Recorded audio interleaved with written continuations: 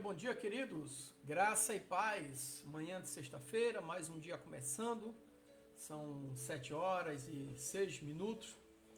Ontem nós trouxemos no nosso bate-papo aqui um assunto bem interessante. Hoje nós vamos dar continuidade, né? Hoje eu quero falar com vocês como fazer a vontade de Deus, que não é fácil nos dias de hoje, né? Então, fazer a vontade de Papai do Céu é complicado. Ontem nós falamos sobre atitudes que nos esfriam e hoje eu quero falar sobre como fazer a vontade de Deus. Mas para isso vamos orar. Senhor Deus Santo, vivo, poderoso, Criador dos céus e da terra. Deus, em Tuas mãos eu coloco a minha vida, a vida da minha família, como a vida e a família de todos aqueles que estarão nos acompanhando neste dia. Os coloco em Tuas mãos como criatura nas mãos do Criador, que é o melhor lugar para nós estarmos. Que seja repreendido todo espírito de enfermidade, todo espírito de culpa, todo espírito de contenda, espírito de inveja, espírito de desânimo, de engano. Sejam repreendidos em nome de Jesus. E que o Teu Espírito Santo, Pai, esteja nos fortalecendo, nos alicerçando, nos direcionando. Deus, muito obrigado por mais um dia de vida. Obrigado pelo ar que respiramos. Obrigado pela disposição, ó Pai. Obrigado por tudo, pela cura. Em nome de Jesus. Amém. Bom, uma das frases mais comuns no meio da sociedade em si, crentes e não crentes, a frase é: se Deus quiser. Mas essa frase apresenta um problema. Como saber se Deus realmente quer? Então podemos até dizer que de fato a palavra de Deus nos dá ordens para conhecer a vontade de Deus. Buscar nas Escrituras, disse Jesus, porque julgaste ter nela a vida eterna, mas é ela mesma que testifica de mim. Então todos nós temos preocupações com a vontade de Deus. E, ao meu ver, parece que nos últimos anos esta preocupação tem aumentado cada vez mais. Talvez pelo fato de que vivemos numa das épocas mais complicadas da história da humanidade, em que política, religião e tantos outros assuntos estão se misturando. E muitos acham que somente com muito suor e grandes lutas que vamos descobrir o plano que Deus tem para nossas vidas. Ou talvez pensemos que descobriremos a vontade de Deus através das revelações especiais, profecias, visões, sonhos. Mas eu gostaria de falar para você que 99% da vontade de Deus para as nossas vidas já foi revelada. Está bem na nossa frente, por que não dizer debaixo do nosso nariz? Nós temos aqui 66 livros, 1.189 capítulos, 31.173 versículos. A vontade de Deus está aqui. Todos inspirados por Deus, para nós sabermos, inspirados por Deus, para nós sabermos como conduzir nossas vidas no temor do Senhor. Afinal de contas, esta é a razão de existir a palavra de Deus, a Bíblia, porque nela contém a vontade de Deus. Toda escritura divinamente inspirada por Deus é útil para o ensino, para a repreensão, para a educação, para que o homem e a mulher de Deus sejam perfeitamente habilitados para toda boa obra. Lâmpada para os meus pés é a tua palavra e luz para os meus caminhos. Então a Bíblia nos mostra alguns ensinamentos básicos da vontade de Deus. Eu considero o primeiro que é aquele fugir da hipocrisia. O que é isso? É você ensinar os outros aquilo que você não faz. Entendeu? Como que eu vou ensinar alguém aquilo que eu não faço? Então de nada adianta ficarmos invocando o nome do Senhor, profetizar e até mesmo operar curas e milagres se formos crentes nominais, se não temos um compromisso sério com Deus. Tem um dos textos da palavra de Deus que eu gosto, é que O Senhor Jesus explicando que muitos chegarão a ele dizendo: Senhor, Senhor, Senhor, em teu nome eu expulsei demônio e curei enfermos. E ele vai dizer: apartai-vos de mim que eu não vos conheço. Por que isso? Porque curar demônios e expulsar enfermos é sinal que o nome de Jesus é poderoso. Afinal de contas, foi ele que disse: em meu nome, curai demônios e expulsar enfermos. Mas para essas pessoas que dirão: Senhor, em teu nome eu expulsei demônio e curei enfermos, ele vai dizer: apartai-vos de mim que eu não vos conheço. Porque nessas pessoas faltou santidade, ser separado, fazer a vontade de Deus. Então, o primeiro ponto que eu trago aqui é fugir da hipocrisia. Viver o Evangelho.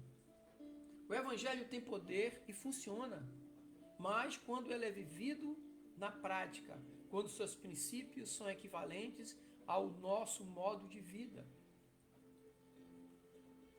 E o terceiro ponto aqui, como ensino básico da palavra de Deus, é resistir às provações.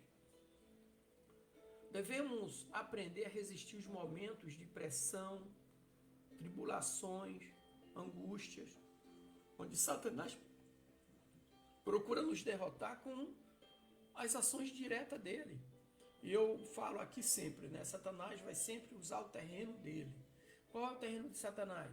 Nossa fraqueza. Ele vai nos atacar ali. Então toda tentação e provação já chega até nós com um escape também dado por Deus. A Bíblia diz que ele nos guardaria no dia da tentação. Mas guarda quem? Aquele que entrega o caminho ao Senhor e confia nele, e tudo mais ele fará. Então a vontade de Deus para as nossas vidas está descrito na sua palavra. E eu trouxe um texto aqui de Mateus 21, do versículo 23 até o 32, que traz duas situações. Primeiro, o batismo de João Batista, e segundo, a parábola dos dois filhos. Vamos lá. E chegando ao templo, acercaram-se dele, estando já ensinando os príncipes dos sacerdotes e os anciãos do povo, dizendo: com que autoridades fazer isso? E quem te deu tal autoridade? E Jesus respondendo disse-lhes: Eu também vos perguntarei uma coisa. Se me disserdes, também eu vos direi com que autoridade eu faço isso. O batismo de João, de onde era? Do céu ou dos homens? E pensavam entre si, dizendo: se dissermos do céu, ele nos dirá então, por que não crestes? E se dissermos dos homens, tememos o povo, porque todos consideram João como profeta. E respondendo a Jesus, disseram: não sabemos. E ele disse-lhes: nem vos digo com que autoridade faço isso. Mas o que vos parece? Um homem tinha 2 filhos, e dirigindo-se ao primeiro disse: filho, vai trabalhar hoje na minha vinha? Ele, porém, respondendo, disse-lhe: não quero. Mas depois, arrependendo-se, foi. E dirigindo-se ao segundo filho, falou-lhe de igual modo. E respondendo ele, disse: eu vou, Senhor. E não foi. Qual dos 2 fez a vontade do Pai? Disseram-lhe eles: o primeiro. Disse Jesus: em verdade vos digo que os publicanos e as meretrizes entrarão adiante de vós no reino de Deus. Porque João veio a vós num caminho de justiça, e não crestes, mas os publicanos e as meretrizes o creram. Vós, porém, vendo isso, nem depois vos arrependestes para crer. Então aqui nós temos essas duas situações. Então aqui eu gostaria de destacar, baseado nesse texto que nós lemos, 3 pontos principais que falam expressamente qual a vontade de Deus para as nossas vidas. No versículo 23, que nós lemos aqui, ele começa dizendo: e chegando ao templo, acercaram-se deles, estando já ensinando. O primeiro ponto aqui é aceitando a autoridade de Cristo como palavra final. Ele já estava ensinando aqui, ensinando os príncipes dos sacerdotes e os anciãos do povo. Então eles aceitavam a autoridade de Cristo como palavra final. Então nesse texto podemos observar que a autoridade de Jesus está sendo questionada. Dentro da sociedade judaica, o direito de ensinar era somente conferido aos escribas ou por um de seus principais representantes. E somente era concedido a alguém também que tivesse completado os estudos exigidos, geralmente aos pés de algum professor, algum mestre reconhecido. Esse exemplo nós podemos observar na vida de Paulo, que foi instruído por Gamaliel, um mestre Gamaliel, de acordo com Atos 22, 3. Então, normalmente, naquela época, quando o curso terminava, havia uma cerimônia onde o diplomado recebia uma chave, que essa chave era o símbolo da interpretação da lei. Mas Jesus, de Nazaré, ele não possuía essa credencial. O que acontecia também com o profeta João Batista, que era aceito pelo povo, e ele tinha que ser engolido do goela abaixo pelos líderes religiosos. Por quê? Por que os líderes religiosos aceitavam João Batista? Porque tinham medo de desagradar o povo. Daí a pergunta inteligente de Jesus, que ele fez, no versículo 25. O batismo de João é dos céus ou dos homens? Então, se os escribas e fariseus dissessem dos céus, Jesus lhe perguntaria, por que não crestes? Se eles respondessem dos homens, provocaria o povo, uma vez que o povo considerava João Batista um profeta por excelência. Então aqui nós temos a grande verdade, é que Cristo é a palavra final na revelação da vontade de Deus. Buscai nas Escrituras, porque julgaste nela a vida eterna, e ela mesma que testifica de mim. Então a sua autoridade não se fundamenta na razão, mas na alma daquele que aceita a sua vontade. Então as expressões do mundo são muitas, diária. As pessoas olham para você, e eu te falo, porque na vida de algumas pessoas nós somos a Bíblia aberta. Na vida de muitas pessoas nós somos a Bíblia aberta. Satanás não quer que sigamos este modelo, o modelo de Cristo. Mas eu digo para você que Cristo deve ser nossa fonte de ensino e revelação de Deus pela autoridade da sua palavra. Então a primeira expressão da vontade de Deus para as nossas vidas é que aceitemos a autoridade de Cristo como palavra final. Ou seja, sendo grato por tudo que Ele tem realizado em nossas vidas. A segunda expressão da vontade de Deus que eu quero trazer nessa manhã é não se limitar apenas à intenção de fazer a vontade de Deus. No versículo 28, diz assim: mas que vos parece? Um homem tinha 2 filhos, e dirigindo-se ao primeiro, disse: filho, vai trabalhar. Sabe? Mas que vos parece? Alguém já disse que de boas intenções o inferno está cheio. Às vezes a distância entre as boas intenções e as boas ações é maior do que parece à primeira vista. Quando não há verdadeira disposição de fazer a vontade de Deus, de nada vale a cortesia nas palavras, porque a cortesia nas palavras pode esconder uma hipocrisia que Deus condena. São palavras bonitas, mas são palavras enganosas, palavras sedutoras que seduzem e levam ao engano. Deus quer mais ação do seu povo. De nada adianta elaborarmos planos, meditar neles, colocar até mesmo no papel, se nos falta uma ação correspondente. Então, pelos textos que lemos na Bíblia, na Palavra de Deus, podemos ver o valor das obras em relação às boas intenções. Então, Deus quer que seu povo seja zeloso, que trabalhe com amor. Na primeira carta que Paulo escreveu aos Coríntios, à igreja de Corinto, no capítulo 15, versículo 18, diz o seguinte, abre aspas, portanto, meus amados irmãos, sede firmes e constantes, sempre abundantes na obra do Senhor, sabendo que o vosso trabalho não é vão no Senhor. Então, a primeira expressão da vontade de Deus é que aceitemos a autoridade de Cristo como palavra final, não deixando que o mundo nos pressione para nos conformarmos com os padrões do mundo. A segunda é que não nos limitemos apenas à intenção de fazer a vontade. E a terceira expressão é uma expressão bem específica da vontade de Deus para a nossa vida, onde nós devemos examinar honestamente as decisões tomadas anteriormente.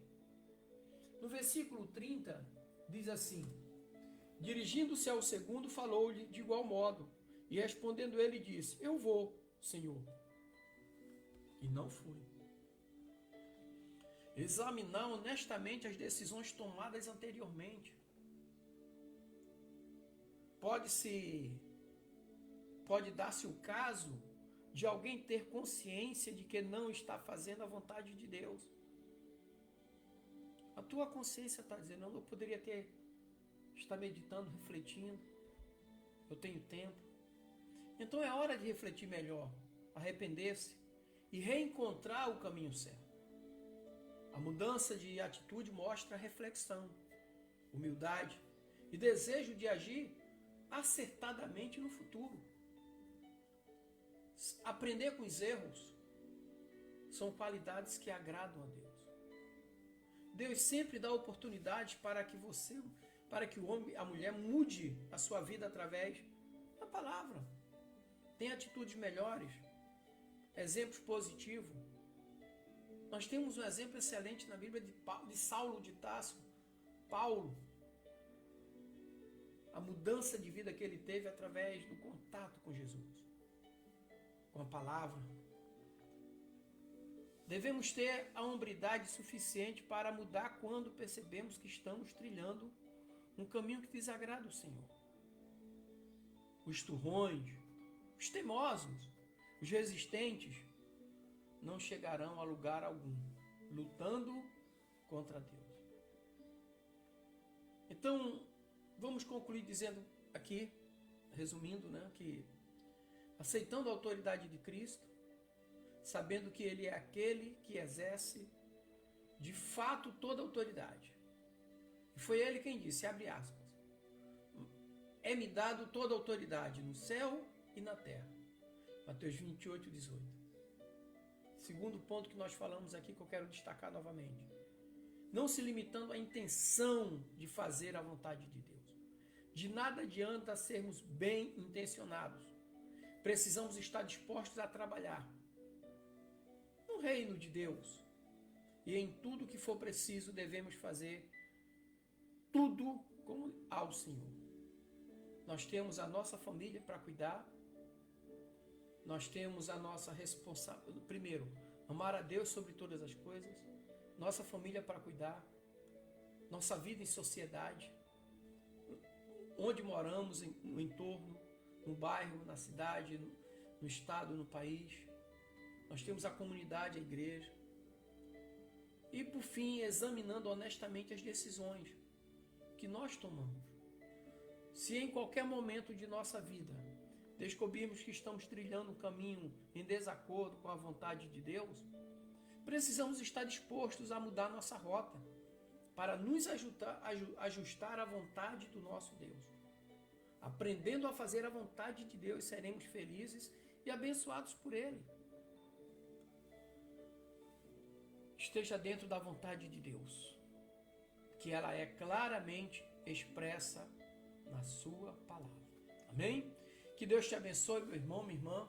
Manda um abraço para irmã Iraci, irmão Raimundo e irmã Iraci, lá em Minas Gerais. Menezes e Jô, Deus abençoe esse casal lindo lá no Rio de Janeiro. Ramilson, lá em Natal, que Deus abençoe, Corrêa. continue derramando bênçãos sobre a vida de vocês, em nome de Jesus. Tenhamos uma sexta-feira alegre, abençoada e próspera. Tenhamos um final de semana alegre, abençoado e próspero, em nome de Jesus.